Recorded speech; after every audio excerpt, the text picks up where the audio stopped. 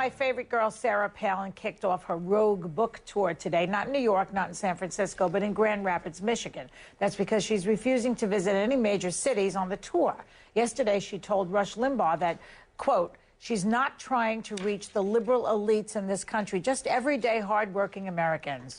Excuse me? I mean, that really ticks me off. With me now to discuss is Naomi Klein, a contributor to Going Rouge, an American Nightmare, out this week, and Anna Marie Cox, national correspondent and host of the Inside Story on Air America. Naomi, welcome, ladies, to the show. Thank you. She's basically saying that hardworking Americans don't live in the cities. And is that the implication here? I think that's pretty much it, yeah. And doesn't that eliminate about 100 million people? It's kind of stupid.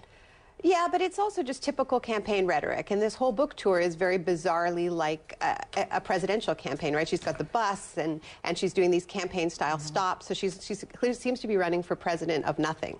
And I think she can win. I actually think she's got a chance.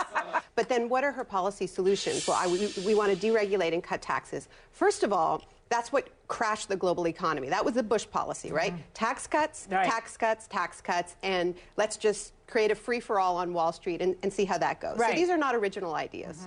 But they really do help some Americans, and they are the elites. They are the elites of the elites who really do benefit when you cut their taxes and you take away all regulations. That's how you make a lot of money on Wall Street. So this is an old trick. Bush used it as well, playing the sort of populist card, but serving that top 1%. But it seems to be it gains ground very quickly, that type of rhetoric. I think Obama, I think Obama shares some of the responsibility for that, because people in this country really are angry.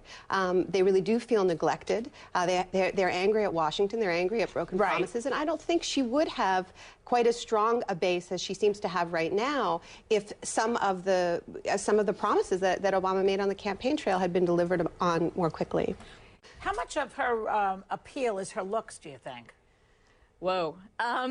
She's a very attractive woman. I don't think you can deny that. No, she's pretty. And I think if she was a faccia brutta, as we say in the neighborhood, you know what that means? An ugly face.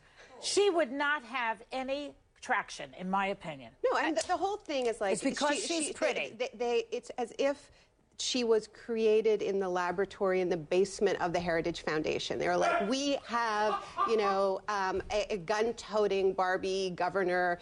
It's all these things. But then she started malfunctioning, right? Yeah. And she went on Katie Couric and saying all these weird things. And now she won't go away. And now she's Stepford wife, right? Exactly.